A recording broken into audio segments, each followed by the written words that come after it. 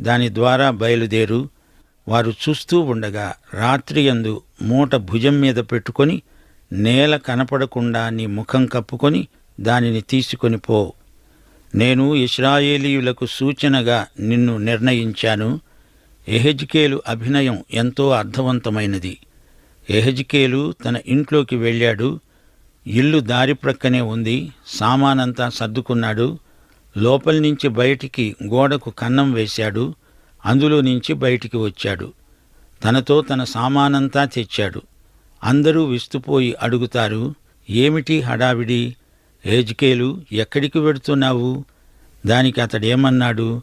8 నుండి 12 వచనం వరకు, నరపుత్రుడా, నీవు చేస్తున్నదేమిటి అని తిరుగుబాటు చేసే ఇశ్రాయేలీయులు నిన్నడుగుతారు.